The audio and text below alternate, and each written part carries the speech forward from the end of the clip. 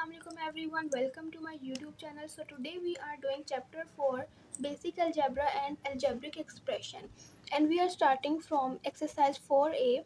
4a का question number 1 मैंने यहाँ लिखा है ताकि आप लोगों को क्लियर नजर आए. तो हम उसे पढ़ते हैं. Write down an algebraic expression for each of the following. यानी कि यहाँ पर जितने भी स्टेटमेंट दी गई हैं इनकी हमने क्या लिखनी है, अलजेब्रिक एक्सप्रेशन यानी कि इक्वेशन लिखनी है. अब अलजेब्रा क्या होता है? अलजेब्रा में क्या है कि हमारे पास अल्फ़ाबेट्स, नंबर्स और operation multiply, plus, minus, divide को कहते हैं. इन सब चीज़ों को मिला के एक इक्वेशन बनती है, उसे हम कहते हैं अलजेब्रा. ठीक है, तो यहाँ पर इन्होंने हमें स्टेटमेंट दिए हैं. अब हम देखते हैं कि इनकी इक्वेशन कैसे बनाएं या अलजेब्रिक एक्सप्रेशन कैसे बनाएं. यहाँ पे लिखा हुआ है ऐड 5y, ऐड किसे कहते हैं, प्लस को, 5y to the product of a and b. Algebra में प्रोडक्ट का क्या मतलब है, मल्टीप्लाई. ठीक है, यानी कि अल्फ़ाबेट्स ए और बी को हमने मल्टीप्लाई करना है और किसी भी अल्फ़ाबेट्स को मल्टीप्लाई करते हैं तो हम क्या करते हैं कि उसे कंबाइन करके लिख देते हैं. तो यहाँ पर सबसे पहले क्या लिखा हुआ है, 5y. तो हम इसकी इक्वेशन बनाने के लिए सबसे पहले लिखेंगे 5y. 5y के बाद इन्होंने कहा है ऐड का साइन डालेंगे यानी कि प्लस. फिर उन्होंने कहा है to the product of A and B, यानी कि A multiply by B. A multiply by B क्या हो जाएगा, ए बी को हम कंबाइन करके लिखेंगे तो हमारी फर्स्ट अलजेब्रिक एक्सप्रेशन कंप्लीट हो गई है. इसी तरह हम दूसरी स्टेटमेंट पढ़ेंगे, subtract 3 from the cube of F. Cube किसे कहते हैं, 3 को. अब यहाँ पर आपने एक चीज़ का ध्यान रखना है कि जब भी सब्ट्रैक्शन का वर्ड आता है तो फ्रॉम के बाद वाला पार्ट हम पहले लिखते हैं. ठीक है, और फ्रॉम से पहले वाला पार्ट हम बाद में लिखते हैं. यहाँ पे क्या कहा गया है, फ्रॉम के बाद क्या है, द क्यूब ऑफ एफ, यानी कि एफ का क्यूब. ठीक है, इसे आप ब्रैकेट में भी लिख सकते हैं, एफ क्यूब. फ्रॉम आ गया था और हमने उसके पार्ट जो बाद वाला था वो पहले लिख दिया. ठीक है, उसके बाद सब्ट्रैक्ट का साइन क्या होगा, माइनस, और यहाँ पे क्या लिखा गया है, 3. तो स्टेटमेंट 2 भी हमारी कंप्लीट हो गई है. अब हम स्टेटमेंट 3 करेंगे, वो बहुत सिंपल है. लिखा गया है मल्टीप्लाई के बाय 6q. मल्टीप्लाई करना है के को 6q से. अब यहाँ पे देखें के मल्टीप्लाई बाय 6q. अगर आप सिर्फ ये लिखेंगे तो भी आपका आंसर बिल्कुल ठीक माना जाएगा. लेकिन अलजेब्रा में क्या कहा जाता है कि हम इतने ज़्यादा एक्सप्रेशन जो हैं यानी कि ऑपरेशन हम यूज़ नहीं करते. तो हम अगर इसे यूँ लिखें 6kq तो आपका आंसर बिल्कुल करेक्ट होगा. The fourth one is divide 2w by 36y. Divide करना है 2w को किससे, 36y से. तो 2w लिखेंगे डिवाइड बाय 3xy. ठीक है, अब क्या है कि आप इसे दूसरी तरह भी लिख सकते हैं, यानी कि 2w डिवाइडेड बाय 3xy. इन दोनों मेथड में से आप लोगों को जो भी मेथड इजी लग रहा है आप वो लिख सकते हैं. अब आ जाते हैं हम स्टेटमेंट 5 में, subtract 4 times positive square root of z from thrice of x. इस स्टेटमेंट को सबसे पहले हम पढ़ेंगे. यहाँ पे क्या लिखा हुआ है, पॉजिटिव स्क्वायर. स्क्वायर रूट किसे कहते हैं, स्क्वायर रूट कहा जाता है इस तरह की जो ब्रैकेट होती है उसे हम स्क्वायर रूट कहते हैं. तो इन्होंने कहा है subtract 4 time positive square root of z, यानी कि स्क्वायर रूट किसका है, z का, from thrice of x. Subtract था और यहाँ पे फ्रॉम आ गया तो हम फ्रॉम वाला पार्ट जो होता है वो पहले लिखते हैं. थ्राइस ऑफ एक्स यानी कि एक्स को मल्टीप्लाई करेंगे 3 से. थ्राइस का क्या मतलब है, 3. तो फ्रॉम के बाद वाला जो पार्ट है हम उसे पहले लिखेंगे 3x. सब्ट्रैक्ट था तो माइनस का sign, 4 time positive square, 4 multiply by क्या है, स्क्वायर रूट किसका था, z का. तो हमारी स्टेटमेंट 5 भी कंप्लीट हो गई है. स्टेटमेंट नंबर 6 है twice the variable p divided by the product of 5 and q. Twice किसे कहा जाता है, 2 को. द वेरिएबल ऑफ p यानी कि 2 multiply by p divided by the product of 5 and q. तो यहाँ पे क्या हो जाएगा, 2p डिवाइडेड बाय 5. प्रोडक्ट को हमने क्या कहा था, क्या होता है product, multiply, 5 multiply by q. ठीक है, हम इसे यूँ भी लिख सकते हैं 2p डिवाइडेड बाय 5q. तो हमारा क्वेश्चन नंबर 1 कंप्लीट हो गया है. अब हम करेंगे इसका क्वेश्चन नंबर 2 पार्ट 1 अब पढ़ते हैं। Given that x is equals to 6, y is equals to -4, evaluate each of the following expression. यानी कि यहाँ पर हमें x की वैल्यू भी दी गई है और y की वैल्यू भी दी गई है। जो हमें अलजेब्रिक एक्सप्रेशन है इसमें इन वैल्यूज़ को पुट करना है और हम अपना आंसर निकालेंगे। तो पहली जो इक्वेशन है वो है 4x - 7y। तो हम सबसे पहले लिखेंगे 4, यहाँ पर x की वैल्यू क्या दी गई है 6, तो 4 x की वैल्यू पुट की 6 -7, y की वैल्यू क्या है -4 पुट करेंगे। 4 × 6 क्या हो जाएगा 24 माइनस, यहाँ पर 2 माइनस है, माइनस माइनस क्या हो जाएगा प्लस, 7 4 ज़ार 28। ठीक है, इन दोनों को हम प्लस करेंगे तो 8 4 12, 1 ऊपर चला जाएगा, 2 2 4 और यहाँ पर 52 हमारे पास क्या आ जाएगा आंसर। ठीक है, तो जो फर्स्ट एक्सप्रेशन है वो सॉल्व हो गई। अब हम दूसरी करेंगे। दूसरी है b 5x 3y + x। ठीक है, इसमें भी हम x और y की वैल्यूज़ को पुट करेंगे। तो यहाँ पे क्या है 5, x की वैल्यू क्या है 6, तो 6 को पुट करेंगे, 3 और y की वैल्यू क्या है -4 और यहाँ पे 6 की वैल्यू क्या है, x की वैल्यू क्या है 6, 5 6 ज़ार 30, 3 4 ज़ार 12, 4 के साथ क्या था माइनस, तो माइनस अगर नीचे वाली वैल्यू के साथ है तो ऊपर वाली वैल्यू के साथ भी है, तो हम इसे ऊपर लिखें या नीचे कोई फ़र्क नहीं पड़ता, हम इसे ऊपर लिख लेंगे ताकि हमें क्वेश्चन सॉल्व करने में इजी हो जाए। और +6 सेम ऐसे ही रहेगा। अब हम इसे सॉल्व कर सकते हैं, कैसे कर सकते हैं कि 12 और 30 है, अब हम इसे डिवाइड भी कर सकते हैं। जैसे कि 12 के टेबल में 2 के टेबल में 12 कब आता है, 2 6 ज़ार 12, 2 1 ज़ार 2 और 2 5 ज़ार 10। अब 6 और 15 है तो 3 2 ज़ार 6, 3 5 ज़ार 15। तो जो वैल्यूज़ बच गई हैं हम उसे नीचे लिख लेंगे। यहाँ पे क्या था -5 बचा और नीचे से क्या बचा हमारे पास 2 और यहाँ पर 6। अब यहाँ पर हमारे पास एलसीएम का प्रोसीजर होगा, तो जहाँ पर कोई भी नंबर नहीं होता वहाँ पर हम कंसीडर कर लेते हैं 1। तो एलसीएम के लिए क्या हो जाएगा 2 1 ज़ार 2। अब अगर तो नीचे वाली दोनों वैल्यू सेम है, यानी कि यहाँ पर भी 2 आ रहा है और यहाँ पर भी 2 आ रहा है, तो हम ऊपर वाली वैल्यू को एज इट इज़ लिख देंगे। ठीक है, लेकिन अगर नीचे वाली वैल्यू डिफरेंट है, यानी कि यहाँ पर 2 आ रहा है और यहाँ पर 1 आ रहा है, तो हम इस 2 को मल्टीप्लाई करेंगे ऊपर वाले नंबर के साथ। तो 2 6 ज़ार क्या हो जाएगा 12। ठीक है, अब -5 + 12 है, 12 में से 5 माइनस करेंगे तो हमारे पास क्या आंसर आएगा 7/2। ठीक है, अब इस वाले आंसर को आप यूँ भी लिख सकते हैं, लेकिन अगर आपने इसको दूसरी तरह लिखना है, यानी कि आप रफ वर्क बनाएं और यहाँ पर हम डिवाइड करेंगे, 7 अंदर रखेंगे 2 बाहर रखेंगे, 2 के टेबल में 7 नहीं आता, 7 से छोटा नंबर क्या आता है 6, तो हम लिखेंगे 2 3 ज़ार 6, 1 आ जाएगा। तो क्या हो जाएगा कि 2 को हम नीचे लिखेंगे, ठीक है, और जो वैल्यू हमारे पास जिस नंबर से आया है उसे हम यहाँ लिखेंगे 2 3 ज़ार 6 और 6 में 1 प्लस करेंगे तो क्या हो जाएगा 7। तो ये हमारे पास आ गया आंसर। ठीक है, अब हम आंसर जो है क्वेश्चन नंबर 3 करेंगे, यानी कि इसका सी पार्ट करेंगे। सी पार्ट क्या है 2x² - y³। तो हम यहाँ लिख लेते हैं 2x² - y³। Same values put करेंगे, x की वैल्यू पुट करेंगे सबसे पहले 2, x की वैल्यू क्या है 6 स्क्वायर माइनस y की वैल्यू पुट करेंगे, y की वैल्यू क्या है -4।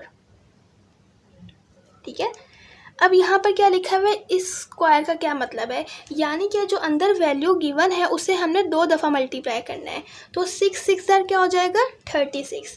तो हम लिखेंगे 2 6 6 ज़ार क्या हो गया 36 माइनस, अब यहाँ पर जो अंदर वाली वैल्यू है उसे कितनी दफ़ा मल्टीप्लाई करना है 3 दफ़ा, क्योंकि यहाँ पर क्या है क्यूब। तो हम इस तरह भी कर सकते हैं, यानी कि अब मैं आपको रफ वर्क करके दिखाती हूँ। यहाँ पर 3 दफ़ा लिखेंगे 4 × 4 × 4। ठीक है, 4 4 ज़ार 16, 16 4 ज़ार 64, ठीक है। 4 4 ज़र 16, 16 4 ज़र 64, तो हम यहाँ पे लिखेंगे -64, ठीक है। अब हम मल्टीप्लाई करेंगे 36 मल्टीप्लाई बाय 2, 36 मल्टीप्लाई बाय 2 क्या हो जाएगा 72, माइनस माइनस क्या हो जाएगा प्लस, और यहाँ पे क्या आ जाएगा 64। अब हम 64 और 72 को प्लस करेंगे तो क्या हो जाएगा 6, 7 में 6 प्लस करेंगे तो हमारे पास आंसर आएगा 3, तो हमारा आंसर आया 136। अब हम इसी क्वेश्चन का करेंगे पार्ट डी, ठीक है। पार्ट डी क्या है हमारे पास 3x plus x upon y minus y square. इसमें भी हम वैल्यूज़ पुट करेंगे, तो वैल्यूज़ पुट करेंगे 3, एक्स की वैल्यू हमारे पास क्या है 6, प्लस दोबारा से एक्स की वैल्यू 6 अपॉन वाई की वैल्यू क्या है -4, माइनस वाई की वैल्यू क्या है -4 स्क्वायर।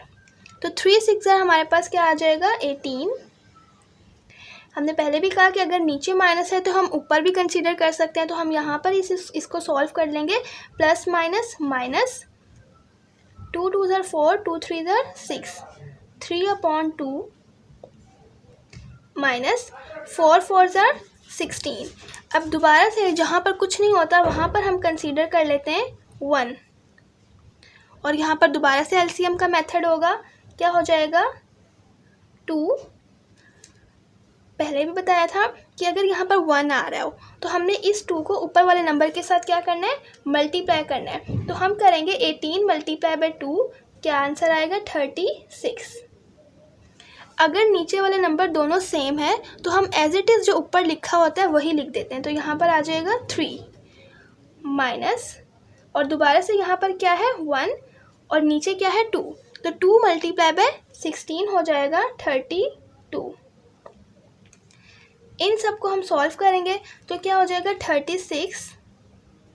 यहाँ पर क्या है माइनस माइनस प्लस, लेकिन साइन हमेशा हम माइनस का ही लगाएंगे।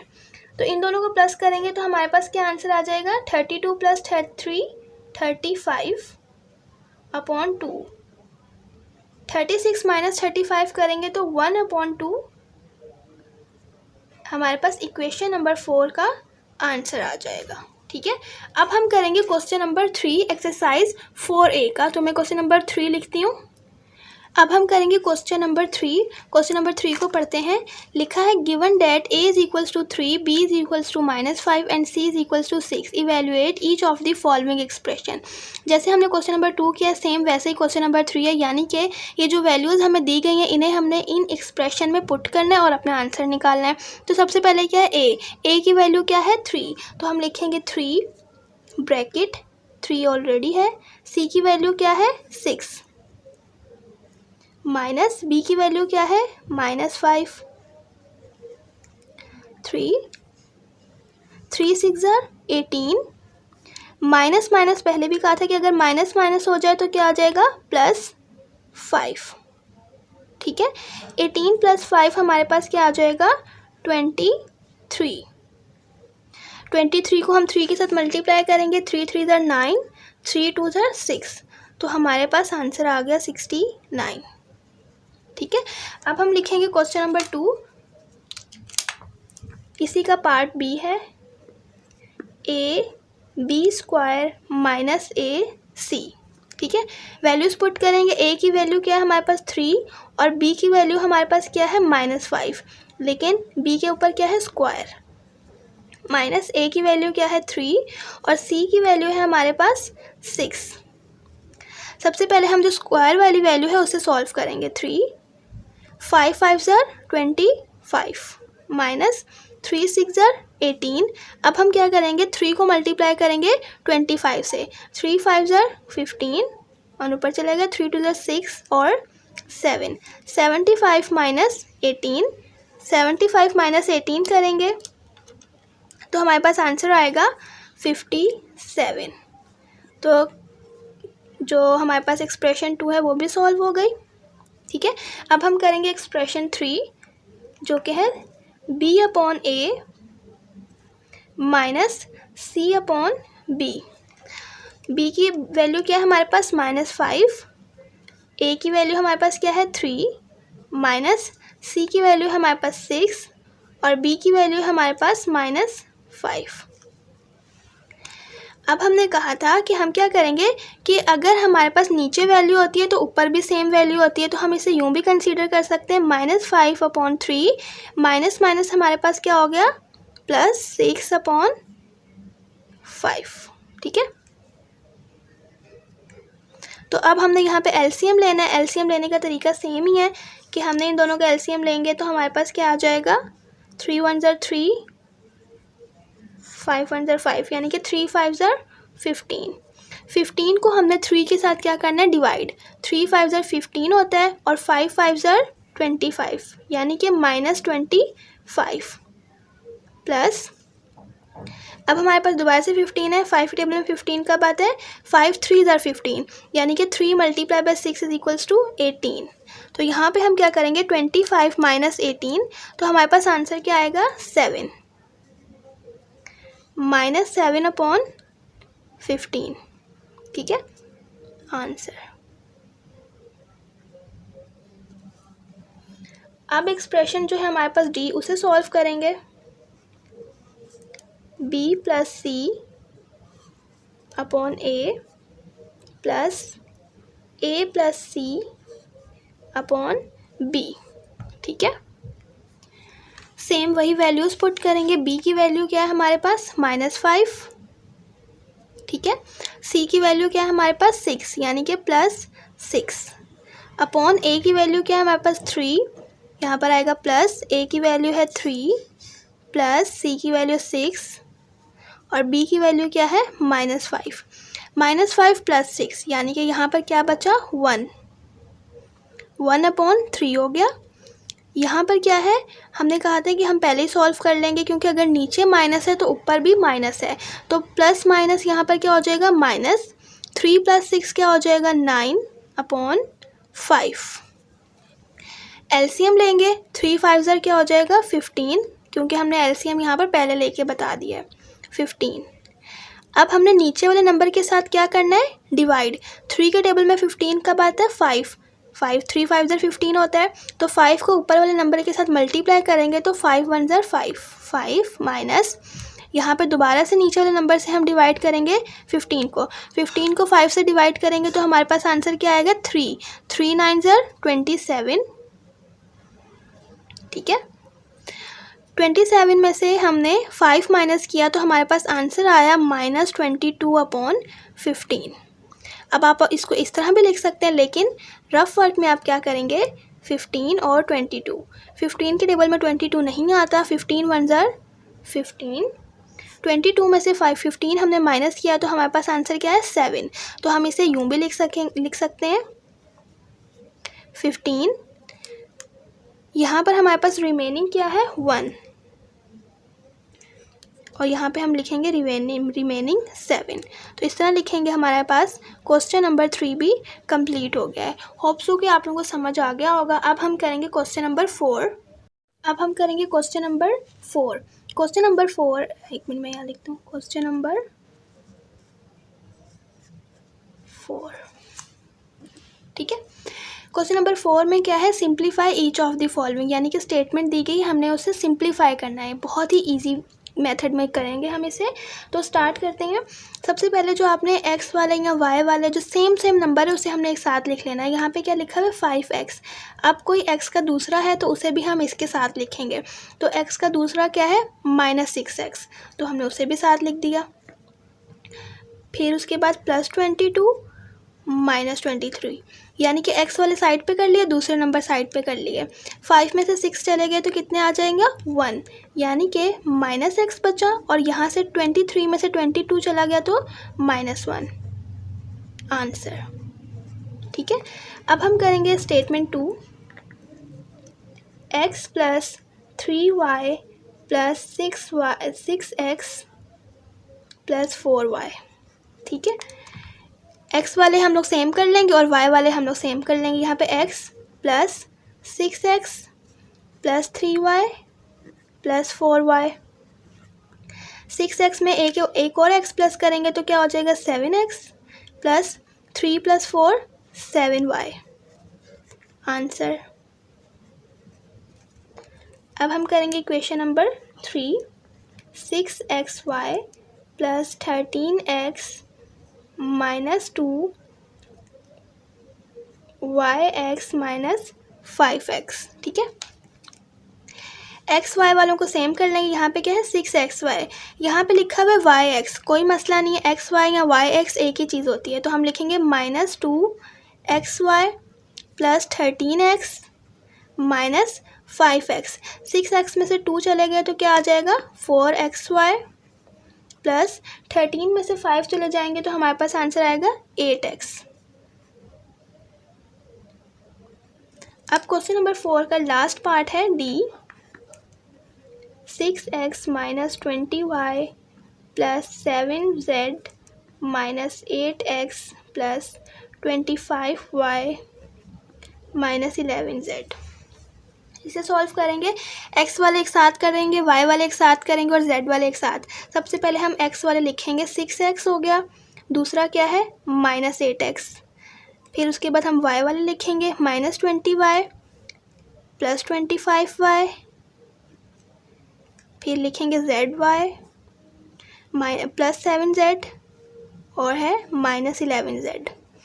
6 में से 8 चले गए तो हमारे पास कितना आ जाएगा -2x + 5y। 25 में से 20 गए तो 5y - 11 में से 7 गए तो 4z। क्वेश्चन नंबर 4 भी हमारे पास क्या हो गया, कंप्लीट हो गया। अब हम करेंगे क्वेश्चन नंबर 5। क्वेश्चन नंबर 5 है, लास्ट क्वेश्चन है एक्सरसाइज 4A का। Find the sum of each of the following. हमने क्या करना है, इनका सम फाइंड करना है। तो उसके लिए बहुत ही इजी है, पार्ट ए करेंगे। सबसे पहले क्या लिखा हुआ है 2x + 4y। ठीक है, आप इसे दो तरीके से कर सकते हैं, ये वाला मेथड भी कर सकते हैं और दूसरा मेथड भी कर सकते हैं। इस वाले वीडियो में मैं ना आपको ये सिंपल वाला मेथड बता रही हूँ। कॉमा है, उसके बाद लिखा हुआ है -5y।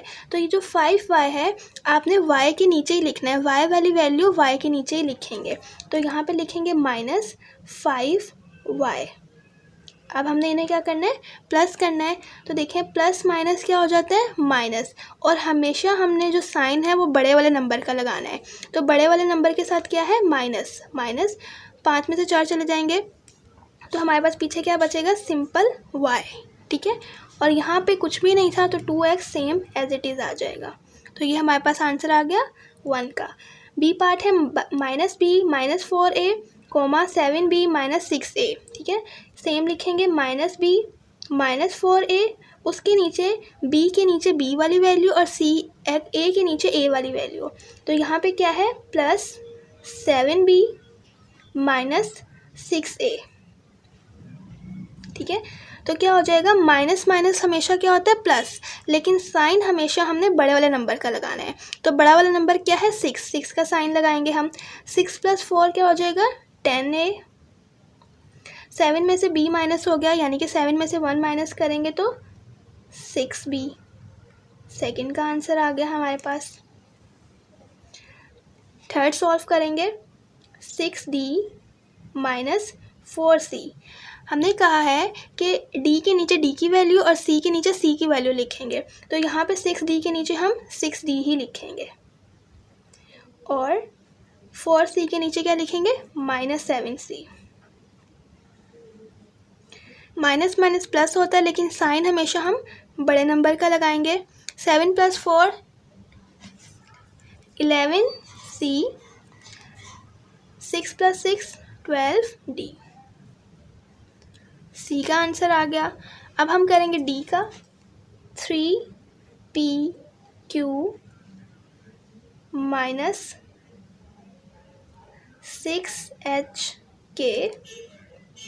तो पी क्यू के नीचे पी क्यू की वैल्यू लिखेंगे -3pq + 14hk या kh सेम ही है। ठीक है, अब आपने यहाँ पर एक चीज़ का ख्याल रखना है, हमारे पास क्या है एक वैल्यू प्लस की है और एक वैल्यू क्या है माइनस की है। तो हम इसे सॉल्व करेंगे। सबसे पहले क्या हो जाएगा 14 माइनस 6, 14 में से 6 माइनस करेंगे तो हमारे पास आंसर आएगा 8HK। लेकिन हमने साइन किसका लगाना है, हमेशा बड़ी वाली वैल्यू का। अब देखिए यहाँ पर एक प्लस की वैल्यू और एक माइनस की, और दोनों सेम है, 3PQ 3PQ, तो दोनों कट जाएंगे और यहाँ पर कुछ भी नहीं बचेगा। इसका आंसर क्या है 8HQ। होप सो कि आपको एक्सरसाइज 4A समझ आ गई होगी। एक्सरसाइज 4B मैं इसके बाद अपलोड कर दूँगी। अल्लाह हाफिज़। अगर वीडियो अच्छी लगी होगी तो प्लीज़ सब्सक्राइब और लाइक कर दीजिएगा।